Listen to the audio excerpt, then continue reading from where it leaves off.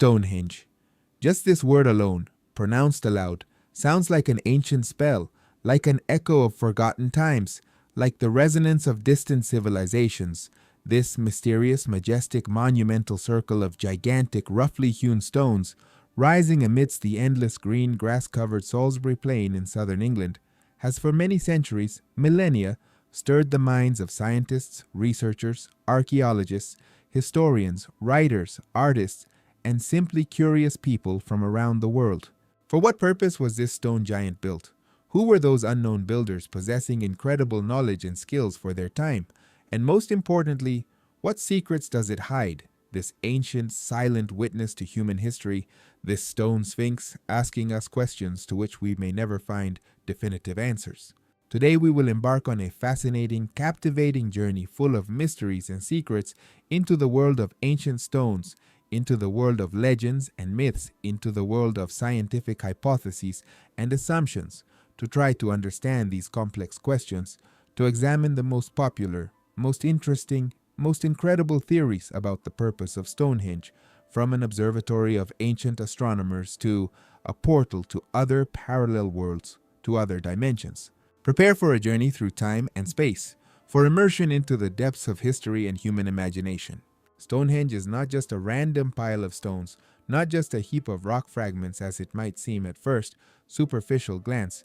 It is a complex, carefully thought out, geometrically precise architectural complex, the construction of which, according to scientists' estimates, began about 5,000 years ago in the Neolithic era and continued in several stages over many centuries and possibly millennia.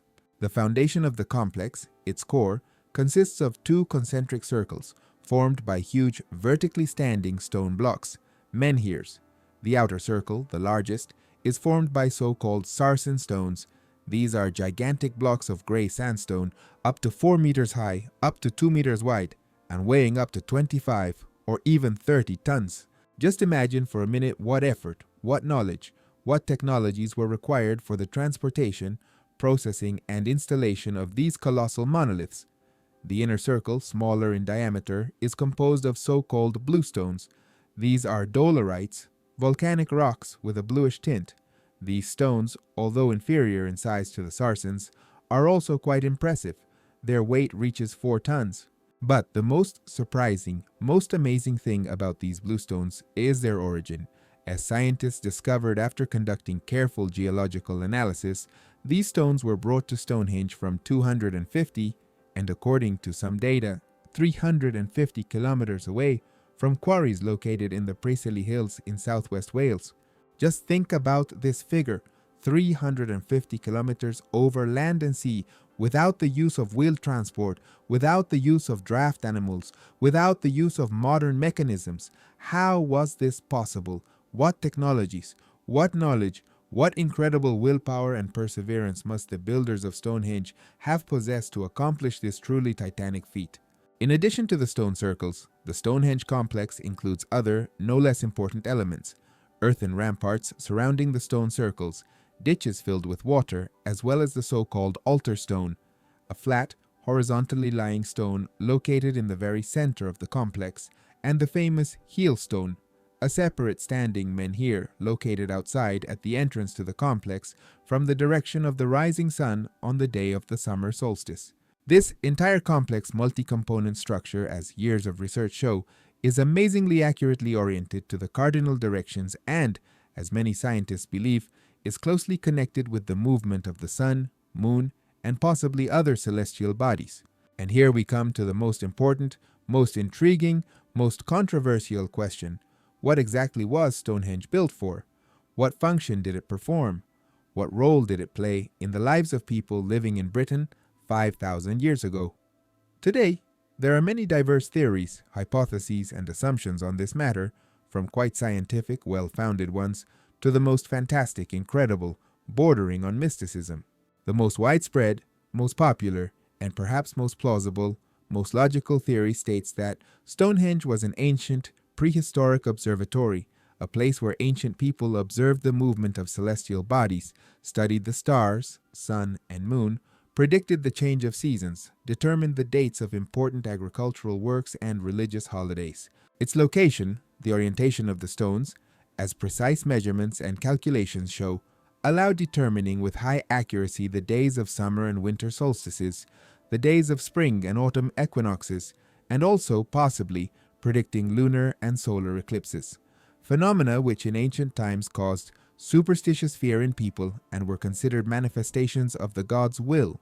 On the day of the summer solstice, for example, the longest day of the year, the sun rises exactly above the heel stone, if viewed from the center of the circle, from behind the altar stone. This grandiose, captivating spectacle, this moment when the first rays of the rising sun, breaking through the gap between the stones, illuminate the center of Stonehenge, must have made an indelible, tremendous impression on the ancient people gathered here to meet the dawn, and undoubtedly had an important ritual, sacred, mystical significance. But Stonehenge, apparently, was not only an observatory, not only a place of astronomical observations, but also a venue for religious rites, ceremonies, festivities, a kind of temple under the open sky, a sanctuary where ancient people worshipped their gods, made sacrifices to them, prayed for fertility, for harvest, for health, for well-being. This is evidenced by numerous burials found by archaeologists around Stonehenge in its vicinity.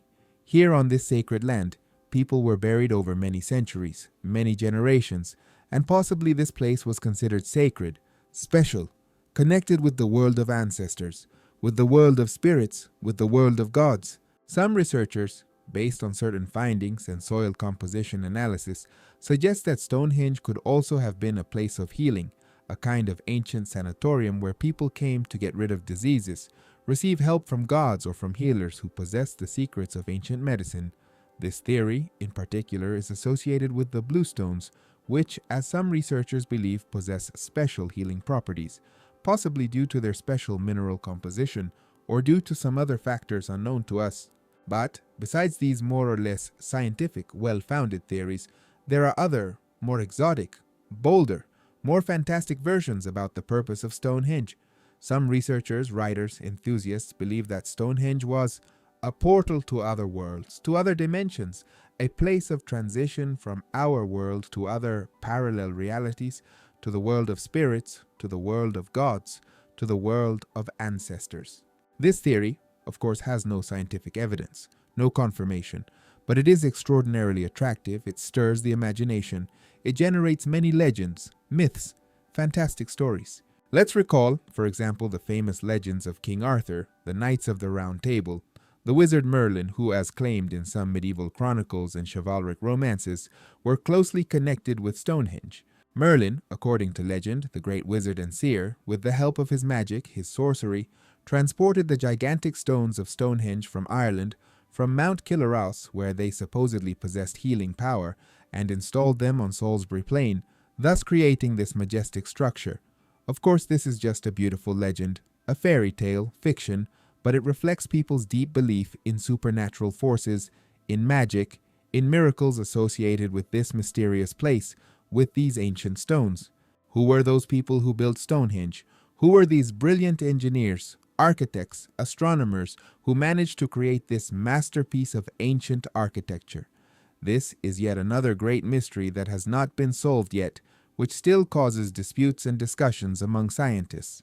For a long time, over many decades, it was believed that Stonehenge was built by the Druids, Celtic priests who, as is known, played an important role in the religious and social life of the Celtic tribes inhabiting Britain in the Iron Age.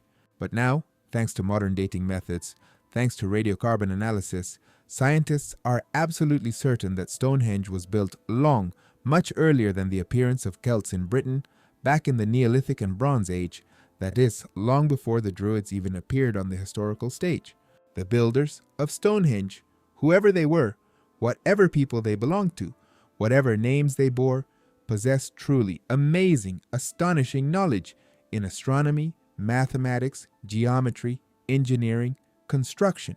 They managed not only to erect this grandiose, monumental structure, not only to deliver gigantic stone blocks here from hundreds of kilometers away, but also accurately, with jewel-like precision, to orient it according to the cardinal directions, according to the movement of the sun and moon, which required complex mathematical calculations, lengthy astronomical observations, and a deep understanding of the laws of nature. Stonehenge is not just a monument of antiquity, not just an archaeological site, not just a tourist attraction. It is a symbol, it is a mystery, it is a challenge that the past throws at us, which continues to excite us today, thousands of years later. It reminds us of how little, how negligibly little we know about our own past, about our own history, about what amazing, what mysterious civilizations existed on Earth before us, and about what secrets, what mysteries ancient stones, ancient ruins, ancient legends may hide. Thank you for being with us on this fascinating, educational, and slightly mystical journey to Stonehenge, to its silent stones, to its unsolved mysteries. Together with you, we have examined different, most interesting, most popular theories about its purpose, about its builders, about its history, but the final answer, as always, is up to you, our viewers.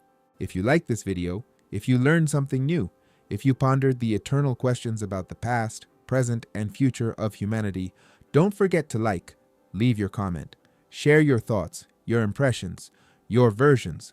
What do you think? What was Stonehenge actually built for? Was it an ancient observatory, a temple, a place of healing, a portal to other worlds, or did it perform some other unknown function? And of course, subscribe to our channel so as not to miss new investigations, new journeys into the world of mysteries and riddles of history, new discoveries and hypotheses.